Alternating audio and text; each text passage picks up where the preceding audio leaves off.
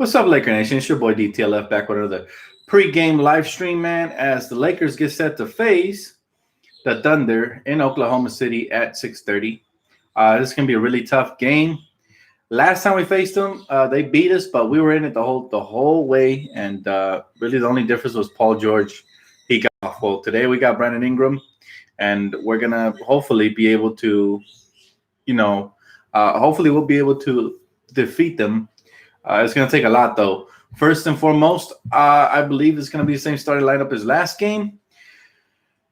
We're going to need the key here to tonight's games. We're going to need Tyson Chandler to do a really good job on Steven Adams. Steven Adams is going to kill us on the glass. He's a beast in the paint. I've been watching the Thunder play, and I got to say, Steven Adams is a big difference maker for them. Yes, Russell Westbrook puts up the triple-doubles. Yes, Paul George can score from time to time. But let's be honest, guys, Steven Adams is probably the reason why they're winning so much. You subtract Steven Adams from the equation, and then you have a struggling Thunder team who just jacks up a bunch of shots and prays for makes. If I'm the Lakers, I got to make sure that we keep Steven Adams off the glass as much as possible. We got to make sure that we keep him off of the free throw line, and we got to make sure that we hit our own free throws, get back in transition, etc., etc. Here's a funny thing. The Lakers are going to be without LeBron probably for another week. We just got word that he's been cleared to practice. However, they're not going to rush him back. Let's be real, They're not going to rush our boy back. The lucky jacket, Dan, I'm going to save that one for the Warriors game again, man. I'm going to save it once again for the Warriors game. I really want to beat those Warriors, so I'm going to save it. Hey, what's up, T? How you doing? Welcome, everybody. Tonight, I believe we can win. However, Kuzma's going to have a big night. Lonzo's going to have an efficient and all-around game, including scoring, passing, rebounding, and defense. And we're going to definitely need Brandon Ingram. Brandon Ingram, to me, is going to be the X factor for tonight. If he can give us 20-plus points, play solid defense on Paul George, not go too much ISO, and get whatever the defense is giving him, not turn the ball over down in crucial parts of the game, then we have a good shot, man. But we desperately need Paul George to get not shut down, but let's cut his production from last game in half. I'm sure that we learned our lesson from the last game. We got to make sure we don't let him get off. Sure, that's another key. But for me, Steven Adams, if we can keep him off the glass and do what we have to do, then we'll have a shot tonight. Okay, now I wanted to talk to you guys about a crazy rumor that it made me happy to hear. Well, it's not really a rumor, more of a story, but there was a rumor created out of it. And that's that Kyrie Irving recently called LeBron James to ask him for advice on how to bring a young team along. And he also apologized for being a young guy when he played with LeBron in Cleveland. Now, this sparked up a rumor about would Kyrie Irving consider leaving Boston to come back and rekindle with LeBron and play with LeBron. That would be insane because if you guys know, Kyrie Irving used to be my favorite point guard before he went to Boston. And then, I stopped following him. Obviously, I'm never going to cheer for anybody in Boston. But he's been my favorite guard probably since Allen Iverson. He's very fun to watch. I feel like he has a clutcher gene than Kyrie Irving. He proved it by hitting some big-time shots than Steph Curry. He's clutcher. He might not be as efficient from beyond the arc or as good of a shooter that Curry is, but he proved to me in that finals when they won in 7 that he was just as clutch, if not more, than Curry. Curry just had a better team. So I really love Kyrie Irving. He's one of the main reasons they won the championship there in Cleveland. And if he came to LA, as much as I love Lonzo, I'm sorry, bro, but you're going to have to move to the bench because Kyrie Irving's coming in like a beast. Kyrie, LeBron, and Kuzma would take this team extremely far. If Kevin Love, LeBron, and Kyrie took their team to the championship, imagine what Kuzma, potentially Brandon Ingram, and some of the other young core pieces that we start bringing along. And if we can sign another max free agent, that would be great. Or at least maybe trade for one. Maybe we can then trade for Anthony Davis. If we have LeBron and Kyrie, then maybe we go out and try to get Anthony Davis. But I absolutely I love this rumor because the main reason I love it is it's going to stir up some controversy in Boston. And if the fans, for some reason, start turning on Kyrie, then it's definitely going to usher him out. And I would love to see Kyrie out of Boston because I can't stand Boston. So he'd instantly become my favorite point guard in the league again if he leaves Boston. I don't care who he leaves for, as long as he's not in Boston. So that would be awesome to watch. But if he did come to the Lakers, my God, we haven't had an elite point guard like Kyrie Irving in a very long time. I don't remember when was the last time we had one. So, I mean, other than Magic Johnson, of course. But we've had elite shooting guards, of course. We had Eddie Jones. We had Kobe, but we never had an elite point guard like this since Magic Johnson, like Kyrie, who can score, take you off the dribble, create, do a little bit of everything. And, yeah, Nick Van Exel was nice, but Van Exel and Kyrie Irving are on two different levels. That would be insane if Kyrie did come to the Lakers. I'm not going to hold my breath for it, though, because most likely he's going to resign in Boston. But I pray that he leaves Boston, because Boston is just an evil sports franchise, and he doesn't need to waste his career away or in that disgusting booger green. So that would be great. So anyways, guys, back to tonight's game. Kuzma, Brandon Ingram, Lonzo. I would love to have Josh Hart jump back on track, man. What about D-Fish? D-Fish was a great role player, but he wasn't an all-star. He wasn't a superstar like Kyrie was in his prime. You can't compare. But I love D-Fish, probably one of the clutchest role players of all time. He's right up there with Robert Horry. He's right up there with some of the best role players. Anyways, Dan, if Kyrie comes to LA, we can get AD. Sure, we can. We can sign Kyrie for the max contract, and then we could, go ahead and trade for Anthony Davis. Maybe have to re-sign, maybe do a sign and trade with some of the players we already have or whatever. But yes, we can. There's a way. There's always a way you can have at least 3 max free agents on the team. If Golden State can do it, so can we. Hey, what's up? What's up, Predator? How you doing, bro? What's up? He said 0.4. 0.4 is legendary, man. I never forget what Derek Fisher has done for the city. Rather just sign D-Lo. I'm sorry. I love D-Lo, but Kyrie Irving, D-Lo. Let's just be real. Kyrie Irving's on a different level, man. Kyrie to LA, trade Ingram and other assets for AD, and then you have a guaranteed championship. I agree. That would be a blueprint for success right there. Absolutely. Kyrie knows what it takes to win. LeBron knows what it takes to win. They're both champions. They took down the 74-win team. You have to give it to him, man. I don't buy this Kyrie is too selfish. They used to say the same thing about Kobe, and look, he won championships, so I don't buy it. With a good coach, imagine that would be amazing. But I'm not going to run away with my imagination right now. For now, it's only a pipe dream. But I do know this. LeBron is a master recruiter, and I think LeBron has been recruiting Kyrie for whatever destination he went to, even since he was back in Cleveland since Kyrie first got traded. Remember, I believe Kyrie was the first player that LeBron picked in the All-Star game, and I think it'll happen again. He'll be the first player. So I wish I could ban the word D-Lo from my life. So many people can't let him go. Nah, man. Look, we appreciate D-Lo for what he was. We wish him the best, but this is Laker town. We're not worried about D-Lo. He said, Dan, would you trade Lonzo for Kyrie? Yes, I would. Love Lonzo, but Kyrie's on another level, man. He is a superstar in my book. And I think his ability to score is uncanny, especially down the stretch. He's not afraid of the moment. He's probably the closest player as far as the offensive repertoire. Not athleticism, of course, because Kobe had another level of athleticism and a little bit taller than Kyrie. But as far as scoring moves, prowess, and the heart that they play with, they're pretty close to each other. So he's probably the closest thing to Kobe as far as killer Kyrie is, in my opinion. So, again, it'd be blasphemous to say he's as good as Kobe, never that. But he's the closest thing since Kobe retired that I see on the court. I say Kyrie is crazy, man. He's clutch. He can go off for 40, 50, or 60 any given night, and it could be in the playoffs too. So that's the type of player you could use. He said, Dan, if we don't get what was that? He said, Dan, if we don't get a max player, I say sign Middleton and trade for Davis. I mean, yeah, that'd be another good idea. I like Chris Middleton anyways. I really do. He said, unpopular opinion, Luke is good, not great coach. Let's read this one. Let's read. Looks like we have a Luke fan in the chat room. It is definitely an unpopular opinion, but let's respect his opinion. He says, Luke is good, not a great coach. He has truly improved the Lakers defense to a whole new level, but he needs to hire a shooting coach and replace the offensive coordinator. I will not give him credit for the defensive improvements. I give the team that we have credit. They improved. And I also give the personnel that we got. Obviously, adding JaVale McGee, Tyson Chandler, defensive-minded bigs to the team is going to make you of course, a much better defender, right? But all I'm saying is, yeah, I'm not gonna, I'm not gonna go ahead and do that. I'm not gonna give him credit for that. Look, Luke has a ways to go to improve, and we need him to get better, man. It looks like we got spammers. Sorry, guys. Hey, spammers get blocked. Seriously, Avengers going.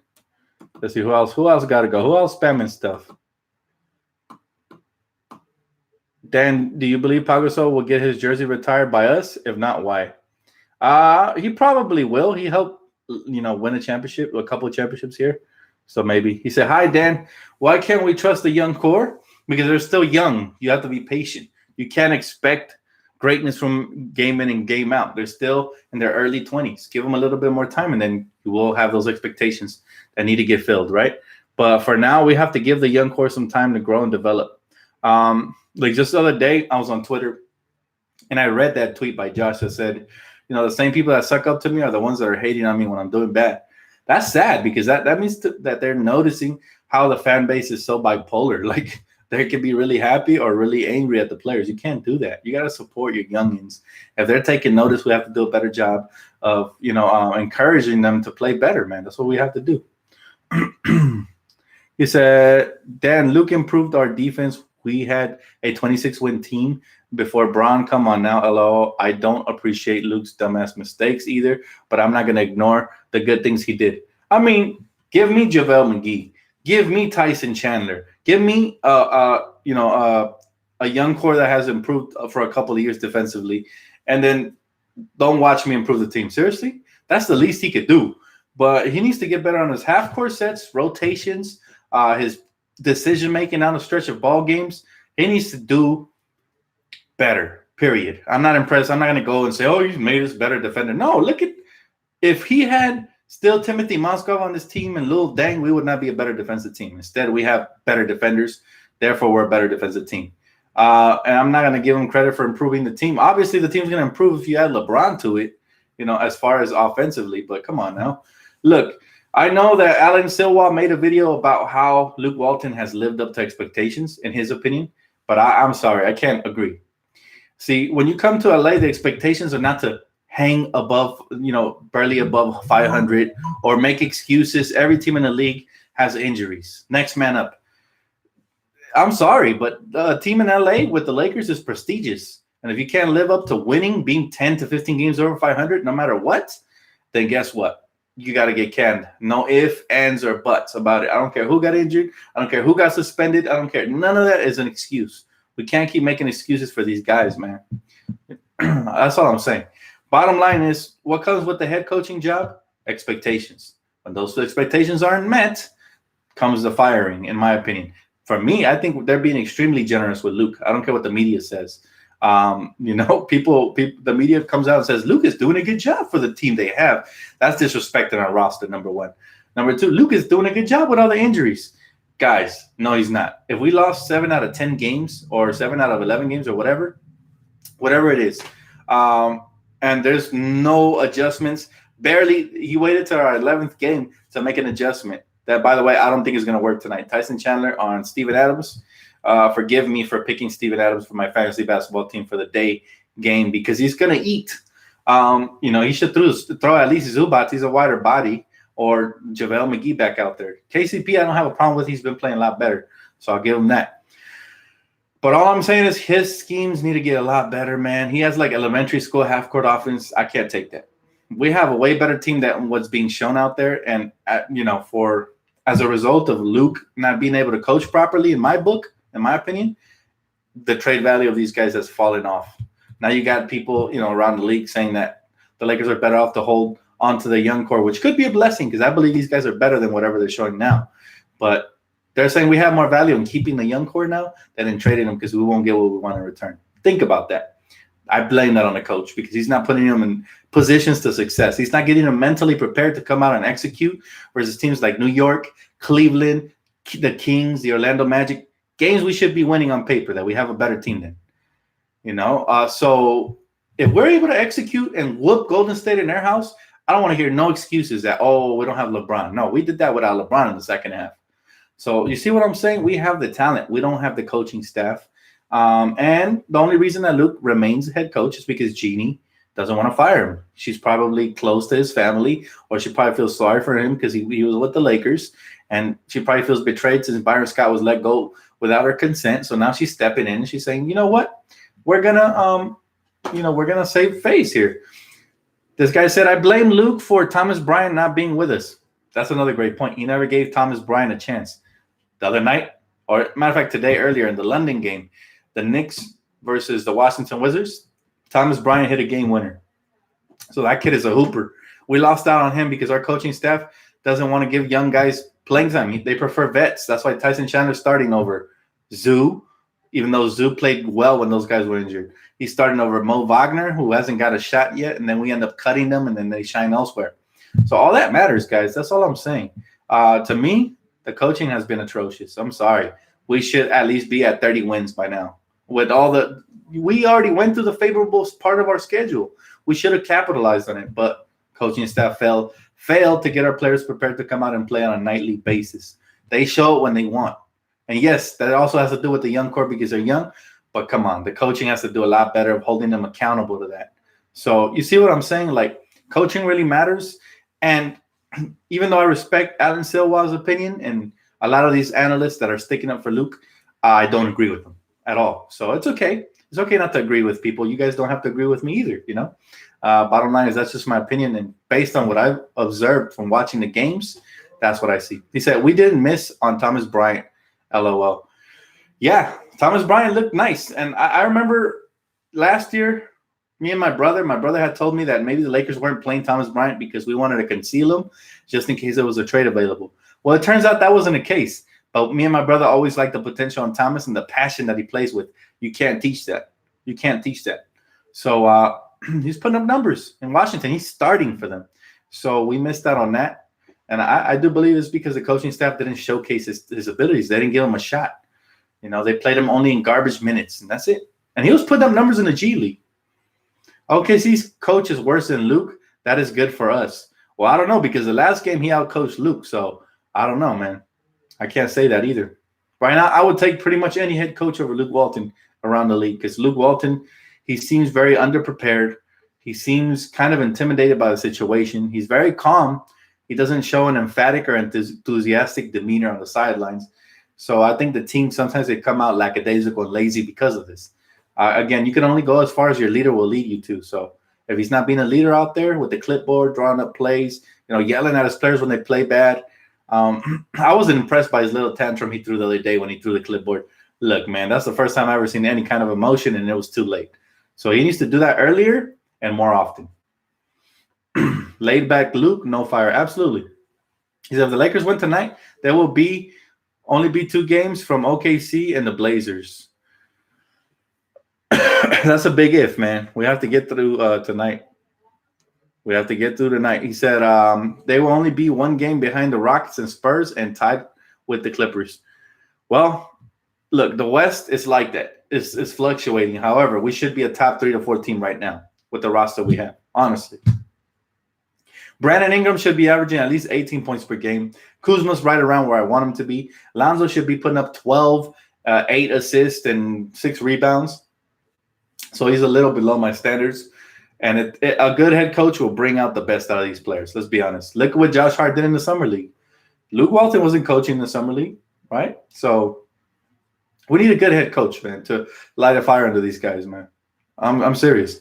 Dan for Lakers head coach. Again, I'm not qualified. I don't have the experience, so I wouldn't do that to Lakers Nation. I would vote myself off the island because I feel we need a coach with experience to. You see, the Lakers franchise is not a franchise you could just pick random coaches off the street and just give them a shot. This is the franchise where coaches have to be prepared their whole life, and once they come here, they have to be able to show what they've done. So even though I appreciate the sentiment, you guys would love me as a head coach, I am not qualified, and therefore I would be a hypocrite to say, yeah, make me head coach, because I am exactly what I'm criticizing Luke Walton in experience, right? So, Dan, you're spot on, though. You're on the money, on point. Thank you. I appreciate that, T. Thank you. He said, why is a buyout center starting for us? I don't understand. I feel like he's a little past his prime already. And so, Father Time is undefeated. I think he's good for a couple of minutes here and there, but would I start him? No, I wouldn't. Sooner or later, he's going to start getting exposed, and I think tonight might be the start. Steven Adams is no joke down low. Now, we could probably get away with Tyson versus Houston because Clint Capella's out for 6 weeks. But he said, about Heitor Messina? He's assistant coach for the Spurs. I would love Heitor Messina. I would love Mark Jackson. I would love Jeff Van Gundy. I would love Stan Van Gundy. I would love any Van Gundy. My point is we just need somebody that can come in here and really inspire these young guys to play their best brand of basketball, because really what I see out on the floor consistently is uninspired ball. I see the same demeanor that I see from Luke Walton, being reflected through the players. So coaching matters, guys. I'm with you, Dan. Luke is not our championship coach. He's not. I can never see Luke leading us to a championship. Kidd would be great, help Zoe, and stay tough on players. I agree. I like Jason Kidd as well. But my favorite and prime candidate, like most of you guys, is Mark Jackson, because, again, he never gets the credit for developing the young Warriors. To me, it's no coincidence that as soon as Steve Kerr took over, they won a championship. That's because Mark Jackson did a great job of having them prepared, and the next coach just came in, swooped in, and took all the credit. So you said you would love to win tonight. Not going to happen. Well, I don't know if you're a Laker fan or not, but we Laker fans always believe every night, man. And look, our belief is well placed because we beat the Warriors in their house on Christmas by a whole lot. So you can never say never. I'll take one more question before I get off, guys. I'm going to go get prepared for this game. Got my family out there in the living room waiting, so I'm going to go get ready for it. One more question. Next one I read, that's the one. He said, didn't Mark Jackson want to trade Klay Thompson? Look, those are the rumors. Bottom line is the front office didn't like Mark Jackson, so maybe they threw him under the bus, and that's the way they wash their hands. I'm not going to buy all the rumors, honestly, especially with Joe Lacob and the other guy, Magruder, whatever his name is. Those guys seem sneaky. So, of course, probably they will plant that as an excuse for them to fire Mark Jackson. But in reality is what I saw from Mark, his players loved him, they respected him, and played hard for him. That's all I need to be my head coach. And he was pretty good with his offensive schemes. That's all I need to be the head coach. Bring him aboard, and let's get it. All right, guys, it's going to wrap it up for me. I'll see you guys post-game. If you guys already haven't, please leave a comment, like, subscribe. Appreciate you guys for tuning in, man. Much love, Laker Nation. Let's get this dub. Let's get these Thunder, man, payback for what happened last time.